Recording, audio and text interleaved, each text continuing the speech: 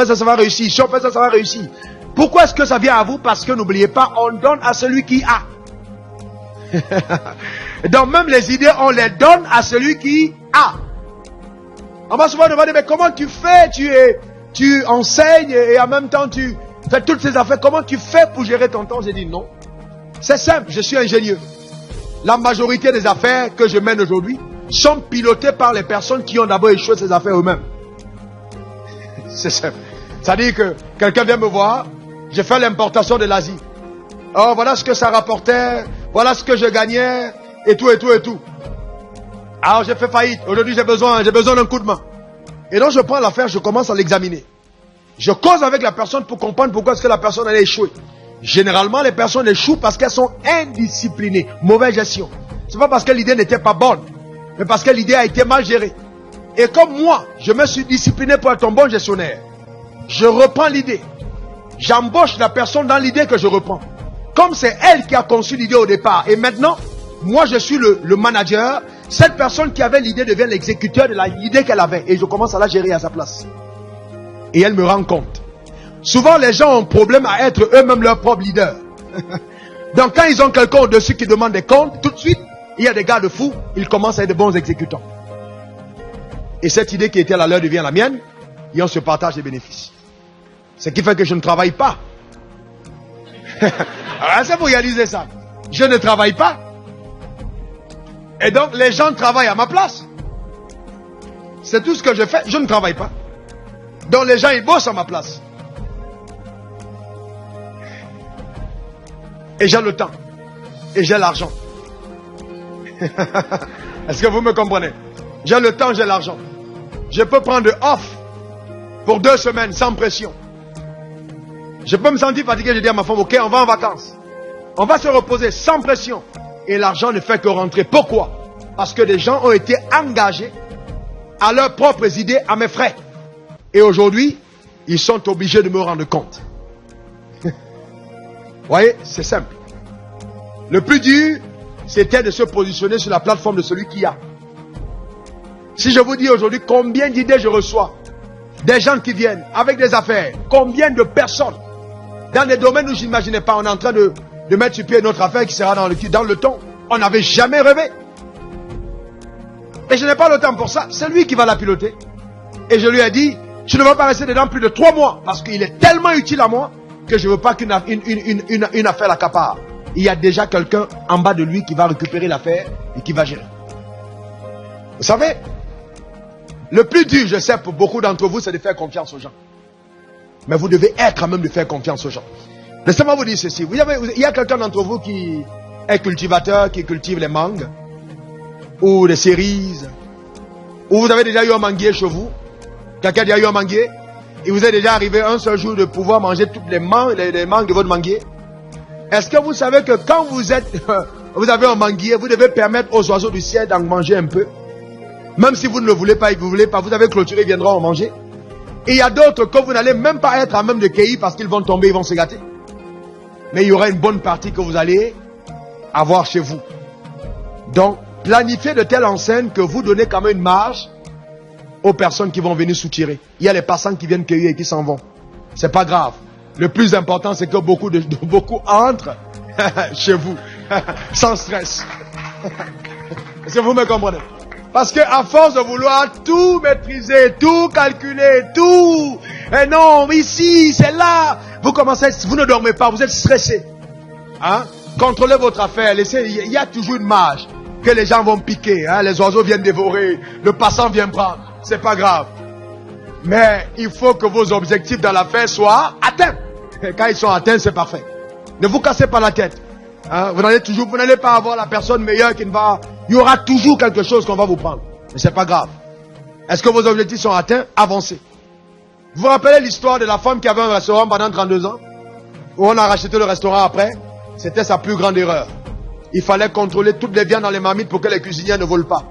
Et pendant 32 ans, elle a été prisonnière d'une idée qu'elle avait. Elle ne pouvait plus rien faire d'autre que d'être elle-même présente au restaurant pendant 32 ans. C'est une vie de misère. Si vous planifiez vos affaires de telle enseigne que vous ne pouvez pas sortir de l'affaire et que l'affaire ne doit marcher que quand vous êtes là, vous avez échoué. Vous avez échoué tout de suite. Vous avez échoué. Parce qu'il faut être à même de faire marcher vos affaires quand vous n'êtes pas là. D'ailleurs, les plus vos affaires. Écoutez-moi, n'identifiez jamais votre affaire à votre personne. Identifiez votre affaire au produit que vous proposez. Que ce soit la qualité du produit qui soit connue et non la personne qui a l'affaire. Parce que la personne n'est pas éternelle, mais le produit peut être éternel. Si c'est à votre personne qu'on a identifié le restaurant, le jour où vous n'êtes pas là, les clients ne viennent plus. N'est-ce pas? Alors, Olivier, laisse moi te donner ce petit témoignage-là qui... On fait tellement de choses stupides au nom de Dieu. Vous voyez, on a acheté le restaurant, alors la première idée c'était bon. Comme c'est de Dieu, il faut qu'on colle les autocollants dessus. Dieu rend riche, Dieu rend prospère. Vous voyez un peu le fanatisme abusif. Ne le transportez pas dans le monde de vos affaires. Mettez-le sur votre voiture, ça va. Ce n'est pas un produit à vendre. Mais si vous le mettez sur votre restaurant, sur votre prêt-à-porter, vous éloignez tout de suite le potentiel client que vous avez. Parce qu'imaginez celui qui vient et qui n'a rien à voir avec Jésus. Si vous l'éloignez et il voit Jésus, il s'en va ailleurs. Il est musulman. Il est même peut-être animiste. Il n'a rien à voir avec l'histoire de ton Dieu. C'est pas son business. Il veut son produit. Dès qu'il voit ça là, il dit, oh, c'est encore ces fanatiques, il s'en va ailleurs. Mais tu auras perdu les personnes qui pourront te donner le chiffre d'affaires. Et si tu attires simplement les gens de ta communauté ou de ta foi, de ton régime de foi dans tes affaires, le chiffre d'affaires qu'ils ont n'est pas assez puissant pour te rendre riche. Alors Dieu me dit, évite ça, ne mets pas ça sur ton restaurant parce que si tu le mets, il va tomber. Alors j'ai tablé sur l'excellence. L'excellence. Parce que même quand il a une alliance avec Dieu, je reviens, je vais terminer avec l'alliance avec Dieu, même quand on a l'alliance avec Dieu, il faut encore laisser opérer au travers de vous les principes sur lesquels la réussite de Dieu s'établit. Vous ne pouvez pas demander à Dieu de bénir votre affaire et vos employés arrivent au travail à 10 heures alors qu'ils doivent être là à 8 heures. Si vous êtes employé quelque part et que vous devez arriver à 8 heures et que vous arrivez à 10 heures, vous êtes un voleur pour votre propriétaire, pour votre patron. Parce que vous êtes payé pour travailler un nombre d'heures par jour. Si vous ne le faites pas et que vous acceptez le salaire qu'il vous a donné, vous êtes en train de voler votre employeur. Et ce que vous n'aimerez pas que les gens fassent pour vous, faites-le de même pour eux. Si vous n'avez pas appris à être fidèle en ce qui est à autrui, quand vous aurez ce qui est à vous, vous allez récolter exactement ce que vous avez sémé. D'ailleurs, c'est ce que vous êtes que vous reproduisez dans vos affaires. Je parlerai de la discipline personnelle. Comment est-ce que cette discipline doit avoir un impact dans votre vie personnelle, au niveau tridimensionnel, votre esprit, votre âme et votre corps. Certaines personnes d'entre vous, quand je vous regarde, le premier conseil que je vais vous donner pour faire les affaires, c'est de commencer à faire du sport. C'est le premier, c'est le premier conseil. Je vais dire commencer à faire du sport. C'est le premier conseil. Vous venez me voir, oh pasteur, oh homme de Dieu, ou alors coach, qu'est-ce qu'il faut pour faire des affaires? Je dis bon ok, je vous prescris 1 heure de sport par semaine. En commençant. Après un mois, vous allez passer à 3. Pourquoi? Parce que si vous avez perdu le contrôle de votre propre corps, vous avez perdu le contrôle de votre vision. Parce que votre corps est ce qui transporte la vision que vous avez.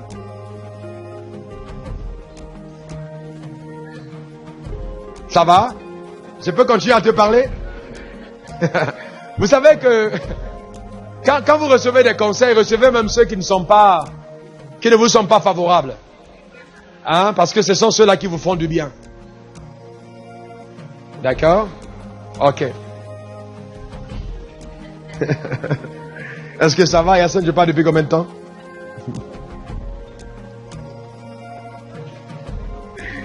Ok. Donc, vous comprenez que il est important de bâtir une alliance avec Dieu. Et donc, l'alliance ne nous met pas à l'abri de, n'est-ce pas, l'exercice des principes divins pour la réussite. Les mettre en pratique. Les mettre en pratique. Les mettre en pratique. J'ai bien envie de dire ceci pour quelqu'un ce matin. Avant que le banquier ne croie au projet que tu as, laissez-moi vous dire que 75% des banquiers veulent d'abord croire en toi qui a le projet, avant de croire en ton projet. Donc ça veut dire qu'en fait, tu es la première marchandise de tes affaires. Tu es le premier produit. Ta personne est le premier produit. Le premier produit qui se vend, c'est ta personne. Et vous êtes déjà arrivé de voir quelqu'un et d'avoir envie de traiter avec lui. Vous regardez la personne, vous l'aimez. Ça vous arrive. Vous regardez juste la personne, vous avez envie de... La personne vous inspire confiance. D'ailleurs, on enseigne aux bons banquiers. On a des banquiers dans la salle, ils vous diront, quand vous venez devant un banquier, il regarde à votre ceinture, à votre montre, à votre voiture, tous ces apparents, tous ces trucs qui paraissent anodins, le banquier, il regarde à tous ces détails sur vous avant d'aller plus loin. Il y a la confiance que vous inspirez à votre banquier avant même qu'il ne jette de coup d'œil dans le projet que vous avez. Vous pensez que vous ferez confiance si vous êtes un banquier à quelqu'un, vous vous retrouvez toutes les nuits en boîte de nuit, vous allez lui donner l'argent de votre banque pour mener un projet? Non, et vous inspirera pas confiance. Vous direz, si on met l'argent de la main de cette personne, il va le craquer la nuit. Vous voyez? Ça, c'est important. Isaac a prospéré en ayant une alliance avec Dieu dans un endroit qui était hostile. Mais ce qui est intéressant avec Isaac, c'est que Isaac a écouté Dieu et il a sémé là où Dieu lui avait demandé de s'aimer. Il a sémé à Guérard. Il a écouté Dieu et il a sémé. Et ayant écouté Dieu, dans l'un endroit hostile, Dieu a béni ce qu'il a sémé. Dieu a béni ce qu'il a sémé. Le plus dur pour beaucoup d'entre nous, c'est d'avoir la première idée qui vient de Dieu. La première inspiration divine, celle que Dieu nous donne, qui sera le point de départ de notre prospérité. Cette première idée. Par où commencer? Comment commencer? Cette première idée de Dieu. Cette première idée. Tu pars toujours d'une idée qu'on a eue. Ok? Et alors je dis souvent ceci. Si tu n'as pas d'idée au départ, ce que tu fais, et que tu n'as pas d'idée et que tu te rends compte que tu es toujours en train de t'enfoncer, fais ce que le prophète avait demandé à la femme veuve. J'ai lu une histoire dans la Bible qui est très facile et fascinante. La femme elle est veuve, son mari craignait Dieu, son mari est mort, ses enfants étaient amenés en esclavage. Le prophète est venu lui demander, qu'est-ce que tu as à la maison? Elle dit, non, je n'ai qu'un peu d'huile. Il dit, ok, va demander à tes voisins de te donner des vases. Et puis verse ton huile dans ces vases. Et il dit, enferme ton dans ta chambre, ferme de l'huile. Verse de l'huile dans ces vases. Et la femme a obéi au prophète. Quand elle est entrée dans sa chambre, et qu'elle a versé de l'huile, l'huile de la femme a rempli les vases des voisins. Donc souvent notre potentiel, notre dynamisme, tout ce que nous avons, nous pouvons aussi emprunter les idées des autres qui ont marché. Mais n'oubliez pas, c'est notre huile, notre potentiel qu'on mettra dans les idées des autres. Si vous n'avez pas eu d'idée du tout, vous pouvez emprunter une idée qui marche. Il y a des idées qui marchent. Et le plus important, c'est d'être l'initiateur d'une idée qui marche. Dieu peut le faire avec toi. Et c'est possible. Ok? Lève ta main et fais cette confession après moi. Tu vas parler à ton Créateur. Tu dis, Éternel mon Créateur, je crois que tu es capable de me donner une idée qui marche. Parce que tu es mon Dieu. Éternel, j'ai envie d'avoir une alliance avec toi. Parce que je sais que la richesse vient de Dieu. Que l'argent vient de Dieu. Seigneur, donne-moi donc une idée qui vient de toi. Une inspiration qui vient d'en haut. Donne-moi la force de prospérer et d'atterrir des richesses. Et en retour, je te promets que je serai pour toi un instrument de bénédiction sur la terre. Je ferai la promotion de tes idées, la promotion de ton royaume, la promotion de tes valeurs. Merci, parce que je crois que tu as écouté ma prière. Je te l'ai demandé au nom de Jésus. Amen. Amen. Amen. Donc, je parlerai aussi de Salomon. Salomon est un roi extrêmement riche dans la Bible. Il a hérité de son père David, qui lui avait une fabuleuse alliance avec Dieu. David était un sacrificateur et un roi. qui a connu une forme de prospérité aussi. Et quand Salomon a hérité de David, la Bible dit qu'il a eu une attitude qui a vraiment touché le cœur de Dieu. Il est allé à Gabaon et il a pris avec lui 1000 holocaustes. Donc imaginez 1000, quelqu'un qui va rencontrer Dieu avec 1000. Au-delà de ce que tu as demandé, je te rendrai tellement riche qu'en Israël, après toi, il n'y aura plus jamais un autre homme qui soit autant riche que toi. Est-ce que vous me comprenez? Mais il a donné un sacrifice à Dieu. Et, vous savez, j'ai expérimenté, depuis que j'ai compris la notion de l'alliance avec Dieu, ça a changé ma manière de faire. Un jour, je suis allé aux États-Unis, il y avait eu en Côte d'Ivoire, des gens qui étaient venus et qui venaient avec un business. Ils disaient, bon, tu mets de l'argent et puis après 2 mois, 3 mois, on va te reverser ci. Ils parlaient des bourses d'investissement et tout. C'était un truc c'était une fausse affaire. Au départ, et comme les personnes qui apportaient ces affaires sortaient de certaines églises, il y a un qui m'a contacté. Je connaissais, il priait, c'était un gars qui avait l'air très sérieux, mais lui-même l'avait été berné. Alors j'ai mis à l'intérieur de cette affaire, c'était en 2004, j'ai mis 160 000 $ environ. Et c'était vraiment ce que j'avais en cash. Ils sont partis avec l'argent, tout perdu. J'ai vendu la voiture que j'avais, qui m'avait été offerte, j'ai vendu la voiture de ma femme, on a tout vendu et je suis redevenu piéton. J'avais toujours le restaurant qui tournait, qui faisait des recettes d'environ 1000 $, 1300, 1500 $ par jour. Et un restaurant qui marche toujours d'ailleurs aujourd'hui, qui marche très bien. C'est sa femme qui, par jour, oui, 1000 $, 1400, 1500, les recettes journalières. C'est sa femme qui est la directrice du restaurant, qui marche très bien. Et vous savez, dans ce restaurant, il n'y a pas de télé, hein. Il n'y a pas de climatiseur. Il y a la qualité de la nourriture. Je ne mets pas de télé parce que on a combien de chaises, de places assises? Environ 220, environ 200 chaises. 200 couverts.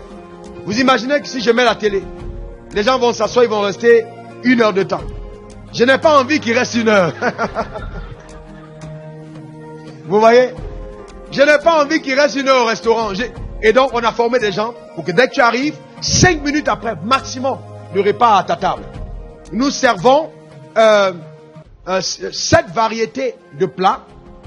Et chaque plat est préparé par 2 cuisinières sur le même plat. Donc, nous avons cherché des femmes qui ont des spécialités par rapport au repas. Celle qui sait faire du riz ne prépare que du riz. Celle qui sait faire du couscous ne fait que le couscous. Celle qui sait faire du gombo ne fait que du gombo. Et elle a assisté de quelqu'un. Elles sont spécialistes juste du repas. Donc, chaque repas donne la meilleure qualité. Est-ce que vous me comprenez? Parce que ce n'est pas la même qui fait tous les repas. Alors, on ouvre le restaurant, les gens viennent, ils s'asseyent. Dès que tu arrives, tout de suite, il y a un serveur sur toi. Comment tu vas? Qu'est-ce que tu veux? La minute après, le repas est sur la table. On t'observe. On revient, tu as besoin d'autre chose? Non, paf. La minute qui suit, la facture est déposée. Donc, tu n'as même pas le temps d'attendre pour dire, bon, la facture, non. Il y a un superviseur. Et il y a des gens qui sont là juste pour débarrasser. Dès que tu as fini quelque chose, paf, on enlève. Et on commence à renettoyer l'espace devant toi. Et de façon indirecte, on te dit, bon, maintenant, tu peux boucher pour donner la place à quelqu'un d'autre. Est-ce que vous me comprenez? Ce qui fait que, même quand on a des grèves de transport, il n'y a pas de taxi, il n'y a rien dans la ville, le restaurant réussit à écouler tous ses plats. Ceux qui viennent manger, ce sont des gens de... Pourquoi? Parce qu'ils ne veulent pas perdre le temps. Il y a des gens qui veulent bien manger. Manger comme à la maison et aller rapidement. Et nous avons maintenu les prix moins chers. Pourquoi? Parce qu'au lieu de faire 10 $ de bénéfice sur un plat, je préfère faire 10 $ de bénéfice sur 10 plats. En ayant 1 $ par plat.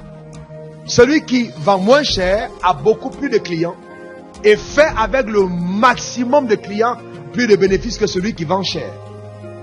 Parce qu'en vendant moins cher, il y a un caractère social de ton business. Tu aimes ton prochain. en donnant à ton prochain ce que tu aurais aimé qu'on te donne au prix auquel tu aurais aimé consommer. Tu respectes donc la loi de Dieu. Vous avez vu, vous connaissez l'homme américain qu'on appelle Walmart? C'est un richissime. Très très riche. Mais vous savez, la richesse de Walmart est venue de quoi? Vous avez des marques comme, sans publicité, Gucci, toutes ces grandes marques qui vendent des trucs très chers. Il est allé voir les fabricants en disant, nous avons des gens pauvres qui ne peuvent pas payer vos marchandises. Est-ce que vous permettez que nous prenions vos modèles? Nous faisons un peu ce qu'on appelle en pharmacie des génériques, voilà, des produits génériques que nous allons mettre dans nos magasins pour des personnes pauvres. Donc je veux le faire pour aider les gens.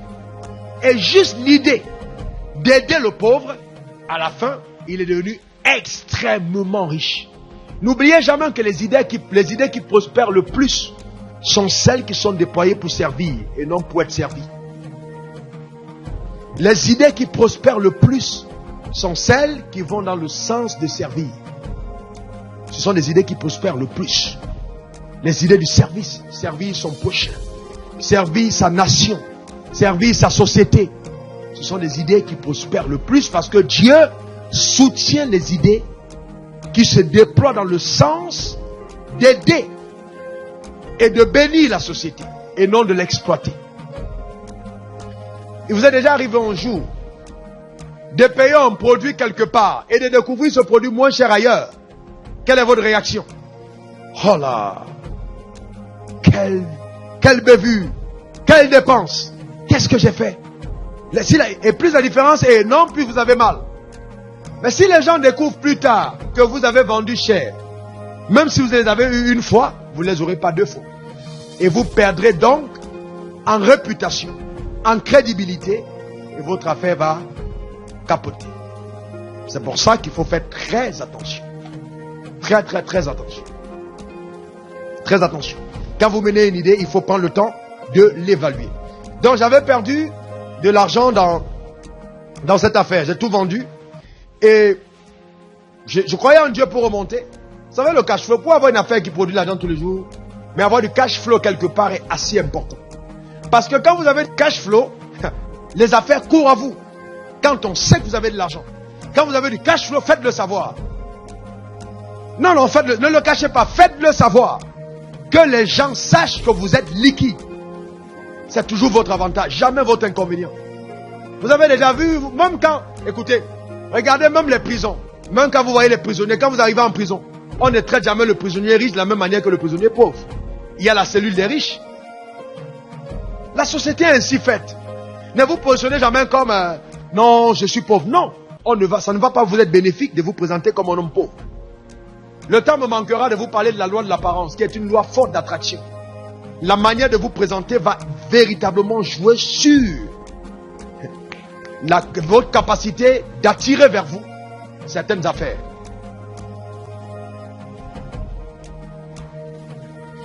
Sérieusement. Vous savez, quand je reviendrai sur le témoignage tout à l'heure, quand j'ai acheté ma première Porsche, j'en ai deux. La première, j'ai acheté vraiment, c'était un rêve d'enfant. La deuxième, c'est un rêve d'enfant. J'avais eu un rêve d'enfant. Vous ne m'en voudrez pas d'avoir acheté une voiture d'un rêve d'enfant. J'étais enfant. Je rêvais à la télé de voir J'étais enfant. Vous savez, quand on a grandi dans un contexte. Donc quand j'ai eu de l'argent, je me suis acheté cette voiture. Ça m'a aidé parce que ça m'a décomplexé. Souvent, il y a certaines choses que vous arrivez à acquérir qui guérissent votre âme. Ça vous guérit d'une malformation intérieure. La deuxième, je l'ai achetée simplement parce que c'est la sécurité. Je prends les routes intérieures, c'est une voiture solide, c'est une voiture rapide. Donc je l'ai achetée. Et je vais vous dire ce que ça a pu produire. Quand les gens ont vu cette voiture m'a ramené beaucoup d'argent, beaucoup de contrats. Pourquoi? Parce que une fois que je la roulais, la nouvelle a commencé à courir. Ah, cet homme doit être très riche. Il a une Porsche, une voiture deux portières. C'est vrai que pour certains qui développent la théorie de l'humilité. L'humilité ne veut pas dire l'humiliation. Dieu a... Écoutez, je vais vous dire une chose. Suivez-moi bien. Est-ce que vous avez déjà vu Dieu un jour apparaître sous la forme d'un pauvre? Non, je vous pose une question.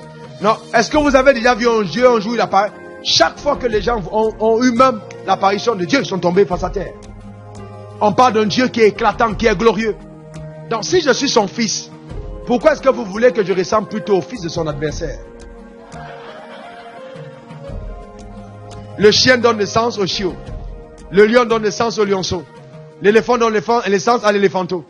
Et Dieu donne naissance à Dieu, à un petit Dieu qui le ressemble. Pourquoi est-ce que tu as peur de ressembler à... Vous savez...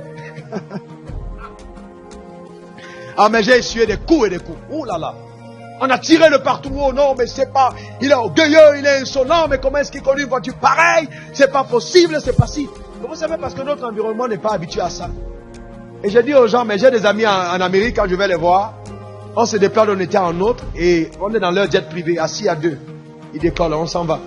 Dans notre environnement, tu achètes une voiture qui fait 100 000 $, c'est la panique nationale. Mais vous savez que c'est dangereux. C'est très dangereux. Et vous savez, j'étais aussi... vous savez, il y a eu l'époque quand notre président Sarkozy a été élu. Et vous avez vu la panique qu'il y a eu en France quand on a dit qu'il a pris des vacances dans un jet privé, dans un yacht privé. Oh, c'est un scandale, mais non, c'est pas possible. Mais si celui qui est à votre tête ne peut pas aller dans un yacht privé, vous êtes en train d'hypothéquer l'avenir de la nation. Parce que la nation va ressembler à sa tête, à son leadership. Une société qui ne veut pas voir les leaders prospérer est une société qui a décidé de s'enlisser dans la pauvreté. N'acceptez jamais d'encourager la pauvreté au-dessus du leadership. Il faut bien encourager la richesse. Parce que la tête est le repère, est ce qui oriente tout le corps. Quand je fais ça, je prends la direction que mes yeux ont donnée, mais pas suivre mon regard. Et la tête, c'est ce qui oriente. Et c'est pour ça qu'il est important qu'à la tête, on ait des gens qui nous montrent des modèles différents. Donc avoir de l'argent et en jouir n'est pas synonyme de... Ce n'est pas orgueilleux, bien au contraire. Ce n'est pas orgueilleux du tout. Non, non, non. Maintenant, il ne faut pas en jouir personnellement, simplement. Il faut toujours, on n'aura pas le temps de parler de ça sur la gestion des ressources. Comment est-ce que, à la fin de mois, je peux vous montrer des carnets où je fais des statistiques, où va mon argent, à quoi ça a servi. Et je veux toujours voir dans les dépenses, à la fin du mois, que les choses de Dieu ont pris au moins le triple de ce qu'on a dépensé à la maison. Si c'est l'inverse, je me réponds. Ça ne doit jamais être l'inverse. Jamais. Donc Dieu reste la priorité. Mais plus Dieu m'en donne, plus je dois en jouir. Parce qu'il n'y a pas de tuyau qui arrose sans être mouillé. Vous ne pouvez pas demander à un tuyau d'arroser les herbes et puis lui-même il est sec. Vous me comprenez? Il arrose, il faut bien que le canal qui arrose soit aussi lui-même arrosé. Dieu va vous faire jouir de certaines richesses parce que vous êtes de bons canaux de distribution. Et même quand le monsieur est venu me voir pour me demander le business où il fallait mettre, finalement j'avais mis 120 000 $, il demandait 200 000, j'ai mis 120 000 $. Après, c'est arrivé juste après ce que je vais vous expliquer, c'est passé aux États-Unis. Je suis allé aux États-Unis quand j'avais tout perdu et j'ai écouté un homme qui parlait comme je parle. Et je me suis dit non. Il parlait de la faveur de Dieu. Que Dieu peut donner la faveur aux hommes, c'est un homme vieux. J'étais assis avec mon épouse et j'ai serré sa main, je lui ai dit, Dieu nous fera remonter. On regagnera de l'argent, je le crois. Dieu nous accordera sa faveur. Même s'il ne veut pas l'accorder, on va la provoquer. Est-ce que vous me comprenez? Et j'ai dit à ma femme, je reviendrai ici avec 10 000 $ pour donner à ce ministère. Parce qu'ils font un bon travail. Je suis reparti en Afrique. Quand j'ai atterri le même jour, mon téléphone a sonné. Écoutez-moi bien. On m'a proposé une affaire. J'ai refusé l'affaire. Dieu m'a fait venir de l'argent. J'ai économisé le restaurant et tout. J'ai eu 10 000 $. J'ai pris mon avion. Je suis reparti. Le jour au Sheraton. À mes propres frais. Je suis arrivé à l'église. J'ai dit à la secrétaire, dit au pasteur, que je suis venu avec une enveloppe pour lui. Tout était changé en coupure de 100 $. Et il a passé le mot au pasteur. Quand on lui a dit le montant, il s'est intéressé à moi. Vous savez que même les chefs d'État Si vous voulez rencontrer un chef d'État et vous lui dites, j'ai un présent pour vous, le chef d'État vous recevra. Vous me comprenez? Je vous dis la vérité. Le présent ouvre la porte. Beaucoup d'entre nous ne savons pas provoquer la faveur de Dieu et la faveur des hommes. Il faut savoir la provoquer. C'est pour ça que beaucoup d'entre vous, vous êtes toujours en train de croupir sous la menace de la corruption. Il faut anticiper. Quand vous êtes un homme généreux, on ne vous demande jamais de corrompre. Mais la générosité et la corruption, c'est deux choses différentes. Un homme qui fait des présents, qui sait récompenser les personnes qui ont été autour de lui à la fin d'année, envoyant des paquets à gauche, à droite. C'est une attitude que j'ai. J'ai lu dans la Bible qu'Abraham a donné la part de ceux qui ont combattu avec lui. Donc pour moi, en fin d'année, je fais des présents. J'envoie des présents partout aux personnes qui ont été avec moi, associées à des budgets, à des transactions, en disant merci. Cette année, vous m'avez aidé. Même à des avocats qui ont plaidé pour certaines causes, qui ont été avec moi, j'envoie des présents. Au-delà des cachets qu'ils ont reçus, je donne un présent. Je dis merci. Parce que vous devez avoir la culture de la générosité. Être quelqu'un de généreux. Est-ce que vous me comprenez? De généreux. C'est important. De généreux. J'ai été à des endroits, au Burundi, je vous dis sérieusement, c'est l'un des rares endroits. Je suis allé aux États-Unis, je suis allé partout. L'un des rares endroits où je suis arrivé et j'ai été traité avec bien traité. Je vous dis sérieusement, bien traité. Au point où je me suis déplacé et mes cartes de crédit sont dans mon coffre à la maison. Je ne le fais jamais. Quand je suis à l'étranger, j'ai toujours mes cartes. Au cas où ça ne passe pas, j'utilise ma carte. Je continue mon chemin. Parce que beaucoup de personnes vous invitent pour vous exploiter. Mais ils pensent qu'ils vous exploitent. Mais la grande bénédiction que j'ai, c'est qu'une fois que j'ai donné comme ça, Dieu me donnera en retour. Est-ce que vous me comprenez? Mais j'ai été très bien, très bien logé. Et donc, j'arrive, il me reçoit, je lui donne l'enveloppe de $10,000. Et vous voyez quelle était sa réaction quand il a parlé à sa femme sur la chaise. Sa femme a commencé à pleurer. Elle dit, depuis que nous sommes dans cette église, nous n'avons jamais vu un noir venir de l'Afrique et nous donner un tel montant. Elle était touchée. Mais pour moi, c'était une insulte. Pour elle, c'était un compliment. Mais pour moi, c'était une insulte. Et parce que je me suis dit, mais écoutez, pourquoi est-ce que vous pensez que les gens qui vont donner les $1 million aux églises, ce sont simplement des Américains? Et que l'Africain n'est pas capable de donner $10,000? Je me rappelle une histoire que j'ai eue en Amérique. C'était au sud de l'Amérique. Un pasteur, on était dans son église à la fin, il nous a invités à manger. Il avait une belle petite église. Et après, il nous a demandé, bon, écoutez, mettez sous bout de papier. Il m'a demandé à moi, les besoins que vous avez en Afrique, je vais vous sponsoriser.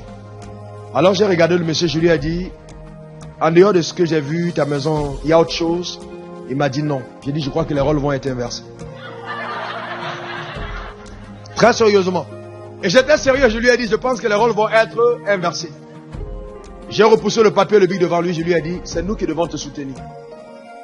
Parce qu'il est écrit nulle part que parce qu'on a la peau blanche, on est prédisposé à la richesse que celui qui a la peau noire. Nous avons tous le même créateur. Nous avons tous les mêmes faveurs. Et pourquoi est-ce qu'eux ils réussissent et pas nous? Ça veut dire qu'ils ont fait quelque chose que nous ne faisons pas. Ils ont appris à soutenir les autres et nous avons appris à être soutenus. Et à partir d'aujourd'hui, j'ai décidé d'inverser la tendance. Je vais soutenir et non être soutenu. Donc après l'offrande de $10,000, j'ai eu ce coup de fil. C'était incroyable. Et j'ai refusé l'affaire pendant 2 mois. Et un jour, j'étais assis dans un espace avec un ami, on était en train de manger, on discutait. Et j'ai vu le neveu du monsieur qui passait. Et j'ai entendu au fond de moi une voix qui m'a dit, appelle-le et demande-lui d'appeler son oncle, traite d'affaires avec lui. Pour raccourcir le témoignage, c'est l'affaire des permis de conduire en Côte d'Ivoire. Au départ, j'ai misé les $120,000 qui m'a été restitué après. C'est-à-dire que le contrat était signé. Dès que l'affaire se déclenche, on me remet d'abord mes $120,000. On me donne 250 francs, c'est pas. Donc, 50 cents. La moitié d'un dollar sur chaque permis de conduire. Et il y en a 5 millions de permis à faire. Donc, si vous prenez la moitié d'un dollar, multiplié par 5 millions, ça fait 2,5 millions de dollars à gagner gratuitement par une connexion. Et quand l'affaire a commencé à marcher, le monsieur est venu me voir dans mon bureau. Il était tellement content qu'il m'a signé un chèque de 200 000 $ pour me dire merci. Il m'a dit merci beaucoup. Donc en un espace de temps, j'ai gagné un contrat faramineux.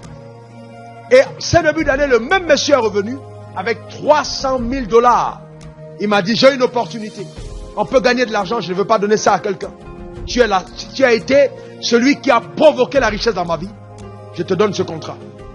Et dans le contrat, il fallait investir, c'est vrai, il fallait investir 400 000 $ pour gagner 300 000 $ en 3 mois, moins de 3 mois, 2 mois. Il m'a dit, on a pris toutes les garanties, un document notarié avec force d'exécution, c'est-à-dire qu'il n'y avait pas possibilité de contourner. Le contrat a été fait et l'affaire a marché. Pourquoi? Parce qu'il y a une alliance que j'ai faite avec Dieu. Vous ne pouvez jamais imaginer ce que l'offrande que vous apportez pour l'intérêt de Dieu est capable de provoquer en retour sur vos affaires. Écoutez-moi, ne faites pas simplement des offrandes comme une personne, ok Seigneur, voilà, je te donne ça, c'est pas grave, même si tu me donnes rien en retour, non. Il faut provoquer la faveur de Dieu sur votre vie. Parce que vous êtes en train de déclencher un principe, celui du s'aimer et du récolter. Si vous s'aimez, vous récoltez. C'est automatique. Et il n'y a pas de meilleure terre que Dieu.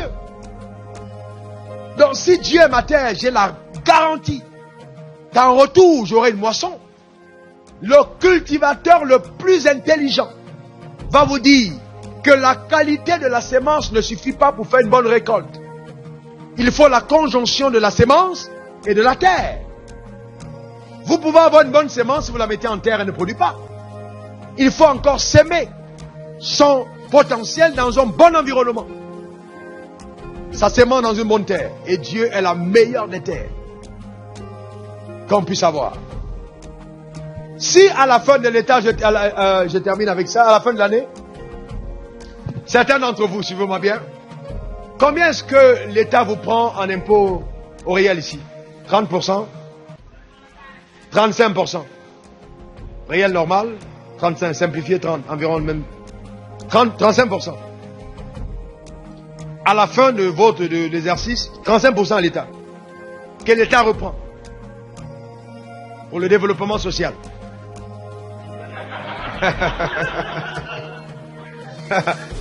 Je l'ai dit exprès, hein?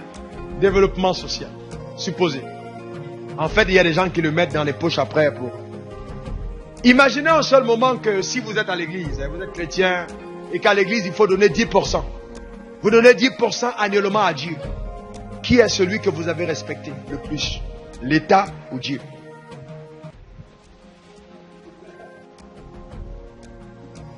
Répondez. Vous savez que nous sommes souvent plus fidèles à l'État que nous ne sommes à Dieu. Et nous prions tous les jours, Dieu bénis-moi, donne-moi tes richesses, confie-moi. Et quand il nous donne des projets qui nécessitent qu'on investisse, on commence à réfléchir. Comme tu es venu sur la terre, comme ça tu partiras. Aucun d'entre nous ne sera enterré avec les ressources que nous aurons générées. Nous serons heureux de quitter cette terre après avoir participé de façon efficace à la promotion des valeurs de Dieu sur cette terre. Et là sera notre grande récompense. Parce qu'après la terre, je crois, parce que la Bible dit, et que je suis croyant, le poisson nage, l'oiseau vole, le croyant croit. Je crois ce que la Bible dit. On rendra compte à Dieu. Alors Dieu va m'accueillir les bras ouverts en disant, fils, tu as fait exactement ce que j'attendais de toi. Et ça, je serais heureux de savoir que je serais passé à côté, n'est-ce pas, d'un jugement éternel en ce qui concerne les richesses que Dieu m'a confiées. Je commencerai demain en vous disant ceci. La première attitude que chacun d'entre vous devrait avoir dans vos affaires, c'est de vous considérer comme un intendant et pas comme un propriétaire. Vous êtes intendant de tout ce que vous avez. Et un jour, vous devrez rendre compte à Dieu. Vous n'êtes pas le propriétaire. Si vous étiez le propriétaire, vous partirez avec vos richesses. Vous êtes simplement l'intendant. L'intendant de ces richesses. L'intendant. Et l'argent que vous aurez dépensé est le seul qui vous aura appartenu. Ce qui est en banque n'est pas à vous. Je reprends. Je veux bien que vous compreniez ça. L'argent que vous avez dépensé est ce qui vous aura appartenu. Ce qui est resté en banque n'est pas à vous. La preuve, quand vous mourrez, enrichissez le testament. Qui sera celui à qui ces richesses devra aller? Ça veut dire que vous avez gardé, mais il n'était pas à vous. C'est ce que vous avez dépensé qui vous aura appartenu. Et il y a un autre danger quand on gagne de l'argent, c'est de garder l'argent en excès sans jamais en jouir. Mettez-vous dans les meilleures conditions. Ayez une belle maison. La Bible dit, lorsque tu bâtiras, habiteras de belles maisons. Alors rappelle-toi, souviens-toi de l'Éternel, ton Dieu, qui vous aura donné la force de prospérer. Dieu veut que tu sois dans les bonnes conditions. C'est le désir de Dieu. Il n'a pas envie que tu souffres. Il veut que tu sois dans les bonnes conditions. Ok? De très bonnes conditions. Dieu le veut. Il n'a pas de problème avec ça. Il n'a aucun problème. Parce qu'il va t'en donner au-delà. Au-delà même, tu vas en avoir pour toi et tu auras assez pour les autres et ça ne finira pas. Parce que c'est ça la véritable richesse. La véritable prospérité. Tu n'auras au-delà. Un jour, je suis allé enseigner, c'était chez le pasteur Yvan, à Paris, et j'avais acheté mon billet d'avion. Et le billet d'avion, j'arrive à l'aéroport, il est annulé. J'ai pris une compagnie de voyage qui appartenait au Nigérian qui m'a truandé. Donc, je devais prendre mon avion, c'était samedi, parce que je devais prêcher dimanche. Quelque part, parler de Dieu. Le billet annulé. Je suis à l'aéroport, je demande, bon, donne-moi le coût de vos billets.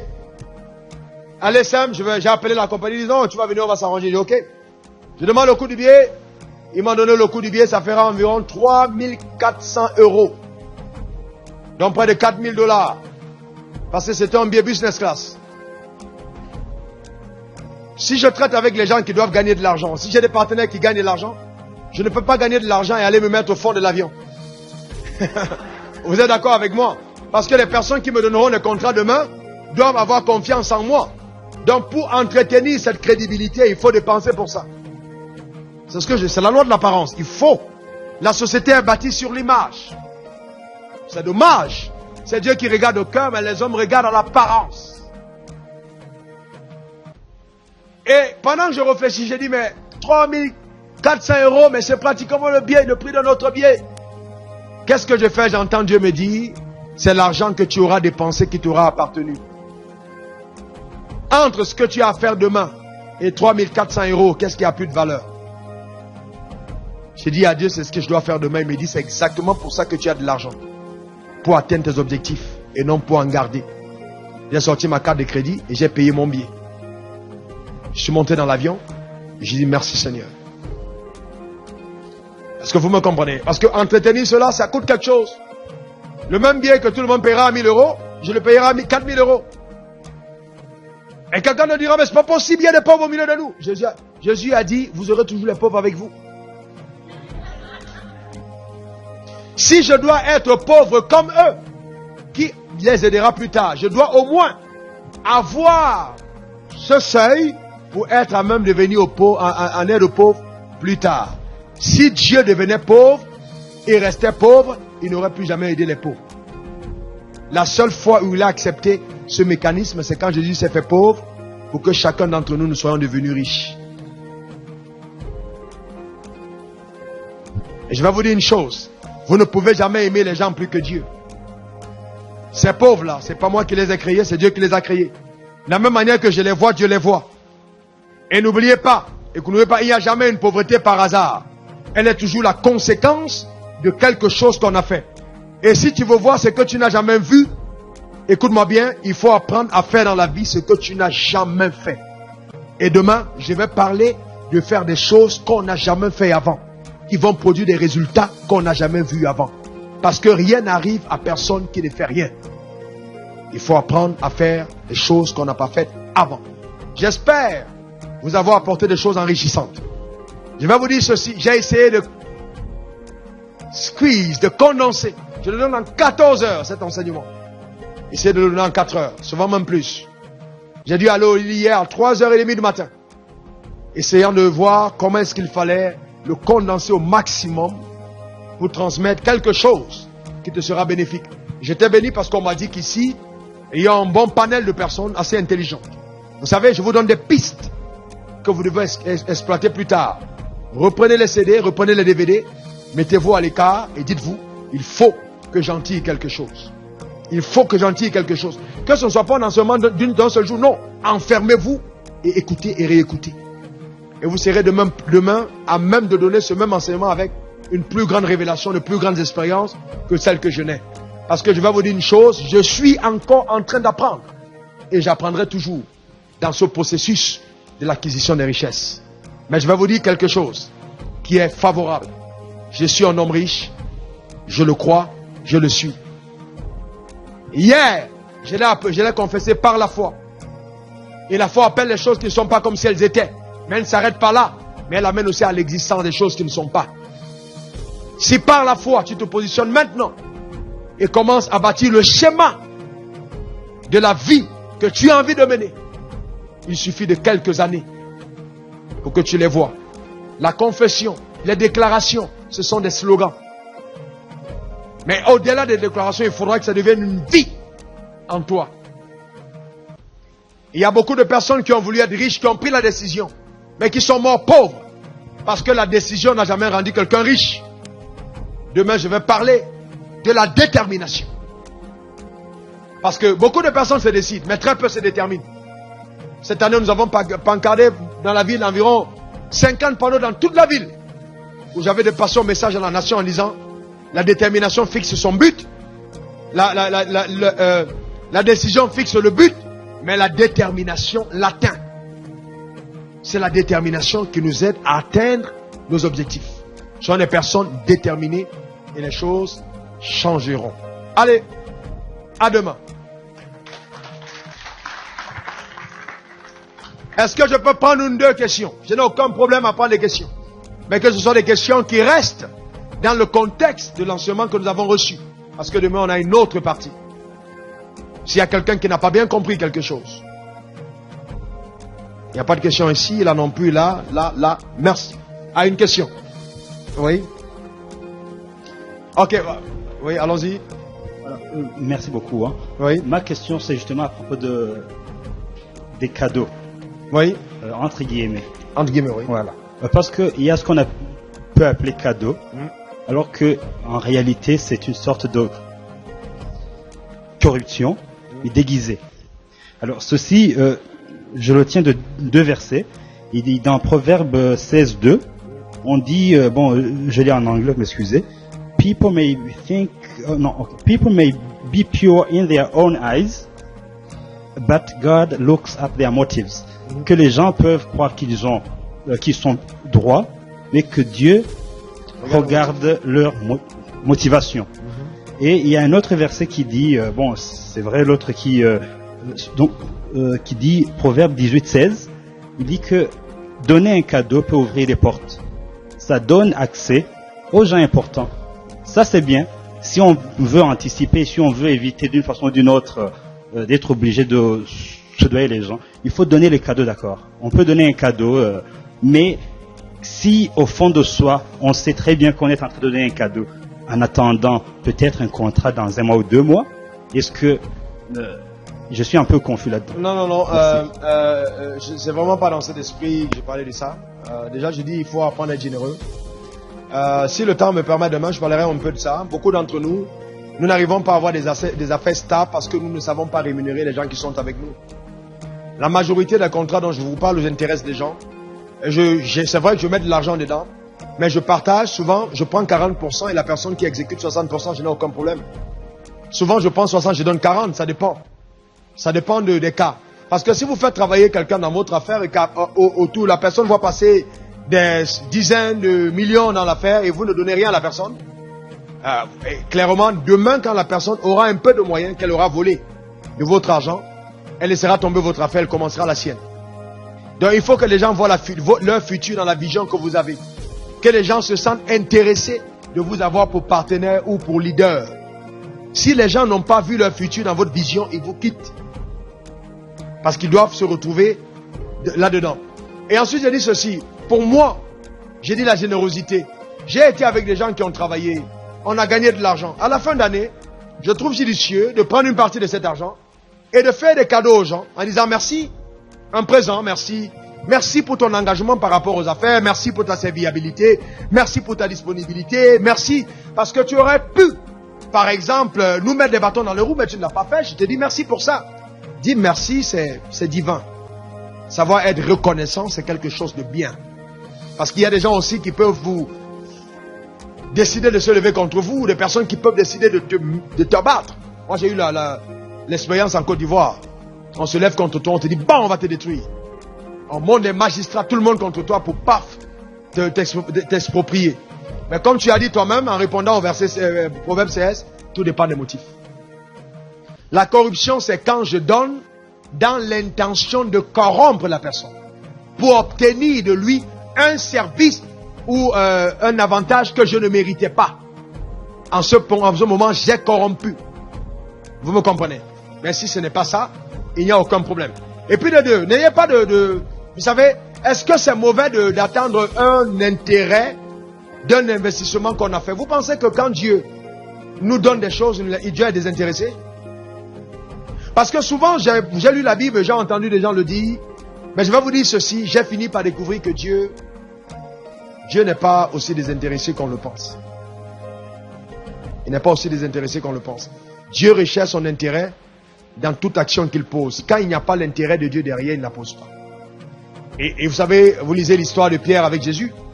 Et Pierre a demandé à Jésus, que sera-t-il de ceux qui ont tout abandonné pour me suivre? Jésus a dit, il n'y a personne qui aura abandonné son père, sa mère pour moi, me reçoive. Il a répondu. Et vous allez vous rendre compte que dans la Bible, quand chaque fois que Dieu appelle un homme, ce fut le cas d'Abraham, il dit toujours ce qu'il va faire à cet homme. Quand cet homme aura exécuté le schéma qu'il lui a montré. Il dit, quitte ton pays, t'appartiens à la maison de ton père, je te bénirai. Je rendrai ton nom grand. Pourquoi? Pourquoi il lui montre la récompense avant? Parce que la récompense peut devenir la motivation d'une action aussi. Peut nous donner de l'énergie vis-à-vis de ce qu'on a à faire pour Dieu. Si vous pensez vraiment que s'il n'y avait pas l'enfer et qu'il n'y avait que le ciel, vous pensez vraiment que tout le monde serait engagé avec Dieu comme il est aujourd'hui? Vous savez que le fait de nous montrer l'opposé, ou alors la récompense de la désobéissance, est une manière insidieuse de nous intéresser à la récompense de l'obéissance. Donc il y a toujours quelque part un intérêt qu'on tire d'une bonne action qu'on pose. Parce que c'est une loi. Celui qui sème, il récolte. Mais il ne faut pas avoir de mauvais motifs, des personnes qui sont hyper concentrées vers leur personne. Non. L'intérêt peut être aussi de rechercher l'épanouissement de mon frère. De chercher l'épanouissement de ma soeur. Déployer une affaire parce que tu veux aider les gens autour de toi à s'épanouir, à gagner de l'argent. Tu ne peux pas tout gagner seul. Il faut permettre aux autres personnes autour de toi, d'ailleurs, d'être riches. D'ailleurs, je vais vous dire ceci. Si vous êtes le seul riche dans un quartier, déménagez le lendemain. Je vous dis la vérité. Pourquoi? Parce que vous n'êtes pas protégé. Mais les autres riches autour de vous vous protègent. Ils deviennent votre ceinture de sécurité. Si autour de vous, vous n'êtes que la seule personne qui prospère, votre déchéance n'est pas loin. Mais faites prospérer les autres autour de vous.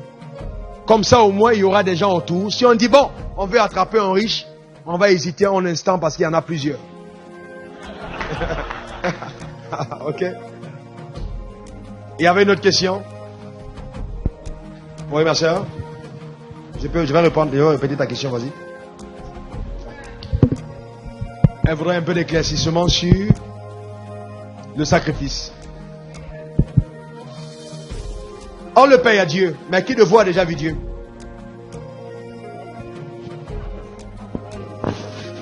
Vous savez, j'ai fait exprès de survoler cette... je ne suis pas allé trop en profondeur là-dedans. Parce que je ne veux pas biaiser cette plateforme que nous avons. Ici, au Burundi, on se rencontre pour la première fois. Je sais qu'il y a beaucoup de susceptibilité. J'ai bien fait de juste lâcher et vous laisser le soin maintenant vous-même de revenir et de méditer là-dessus. Donc ta question est la bienvenue. Est-ce que... Vas-y, est-ce qu'on le fait?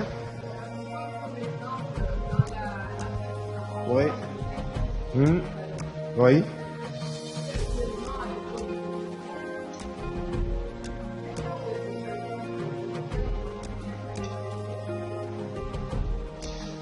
Bon, la première question, je dirais, moi, le premier sacrifice que j'ai fait à Dieu, c'est d'abord celui de mon cœur, de ma vie. Bon, ça, ça n'a rien à voir avec ce que je disais. Mais maintenant, si je sème le maïs, je moissonne le maïs. Si je sème l'arachide, je moissonne l'arachide. Généralement, la semence se multiplie selon son espèce. Comme j'ai envie de voir de la faveur financière de Dieu sur ma vie, alors j'ai investi de l'argent là où les intérêts de Dieu se trouvent, pour que Dieu en retour me fasse obtenir davantage de l'argent. Ça, c'est très biblique. Maintenant, où est-ce que je vais? Est-ce que je vais dans un champ, dans la brousse, et puis je dis Dieu, voici mon argent? Non.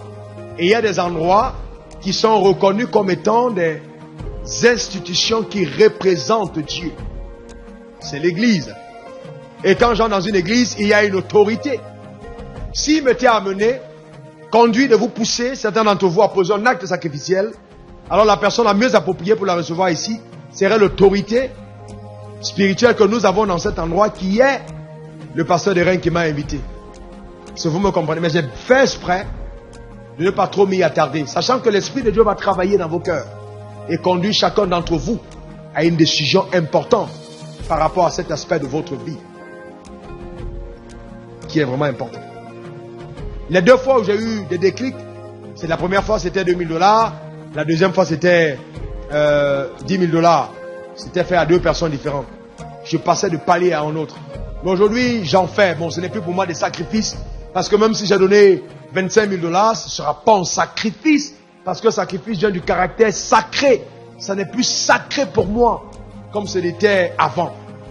Mais il y a toujours un jour où ça crée un déclic. Vous savez, vous pouvez donner une pièce. Il y a une veuve dans la Bible qui a donné une pièce, c'est tout ce qu'elle avait. Et Jésus a dit, elle a donné plus que tout le monde. C'était un sacrifice. Quelqu'un peut avoir, vous venez vous donner $20,000, mais aux yeux de Dieu, ça ne représente rien. Parce que le sacrifice est fonction de ce qui vous reste quand vous donnez, et non de fonction de ce que vous donnez.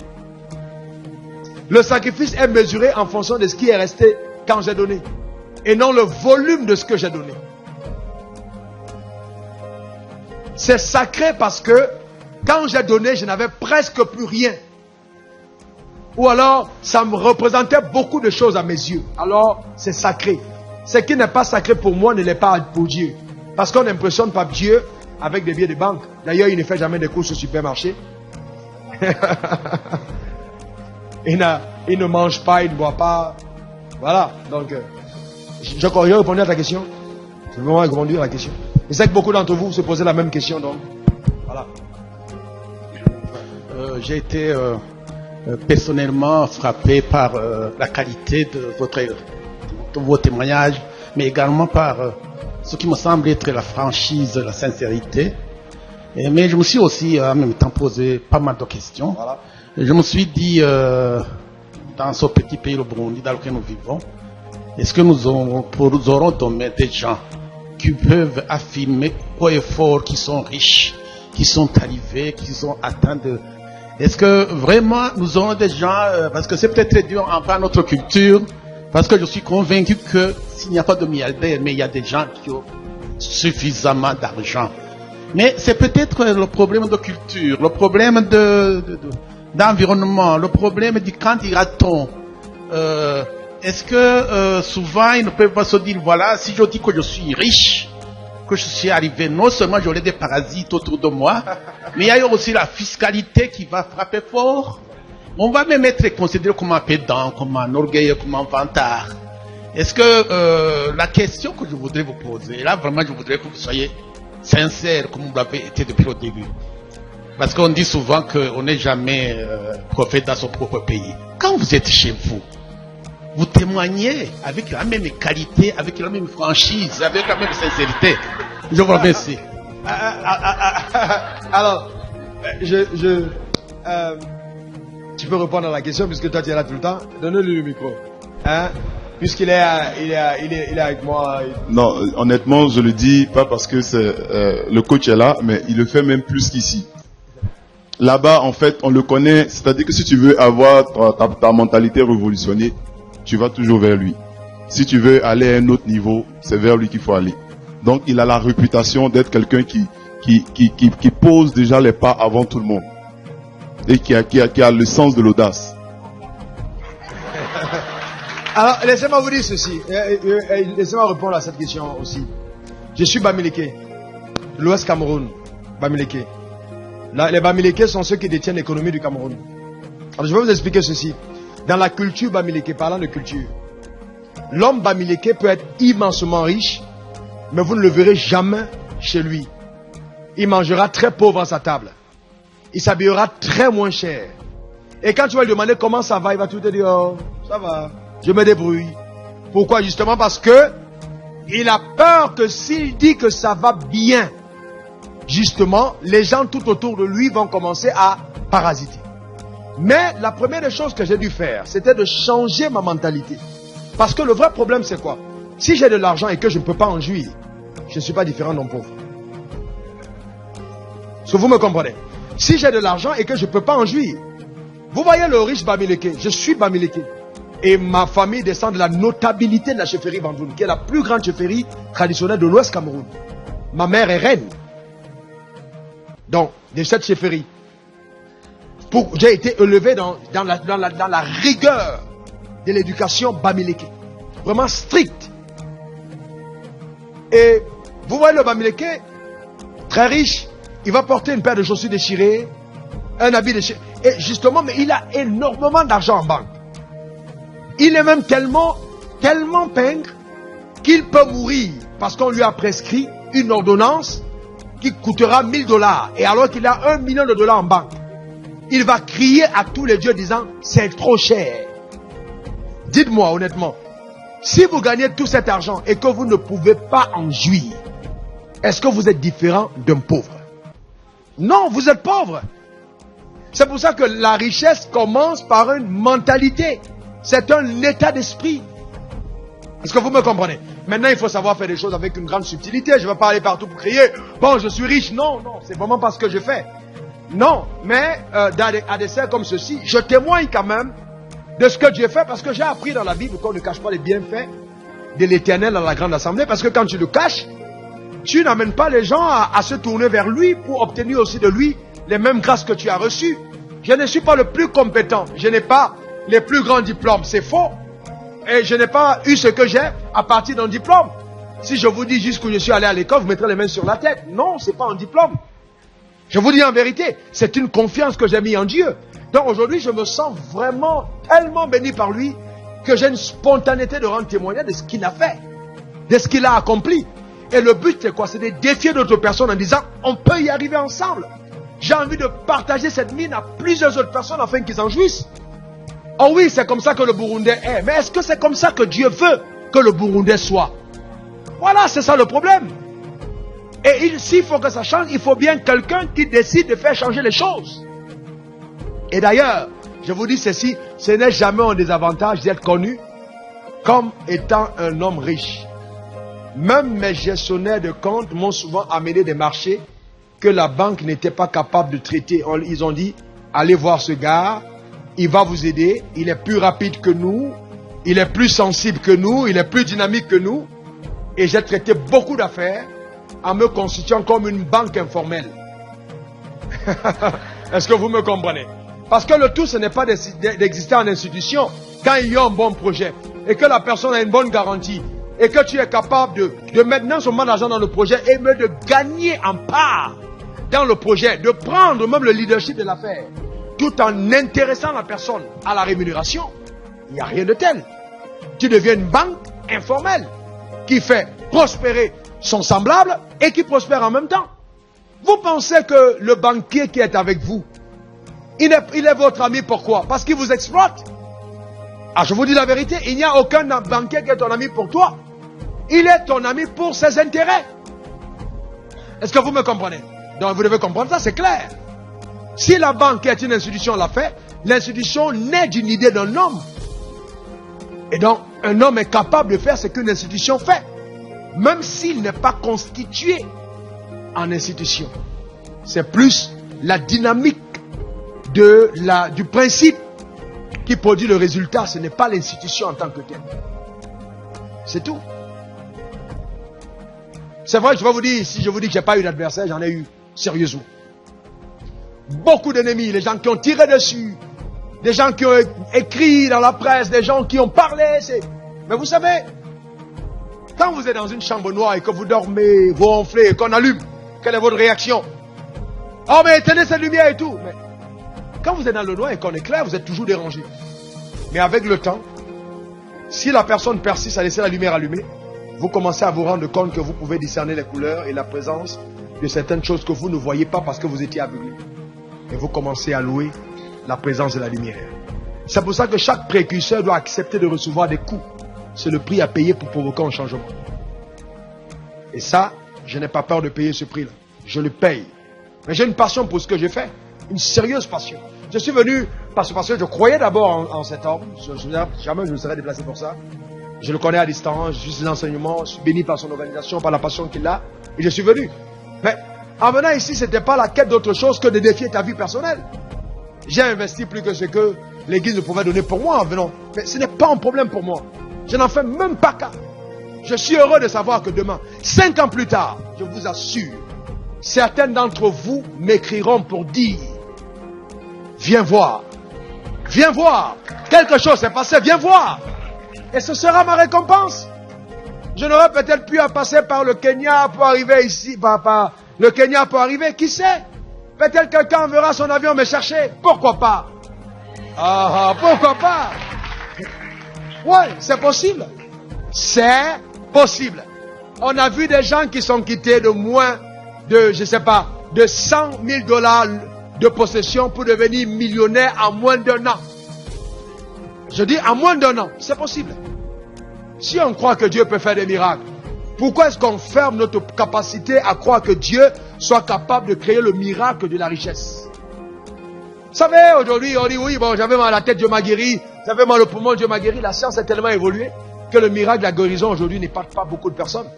Parce que les scientifiques le font. Mais une femme qui vendait des arachides, qui a été défiée, qui a été encouragée. J'ai commencé une école de la royauté où je prends des gens qui sortent de nulle part.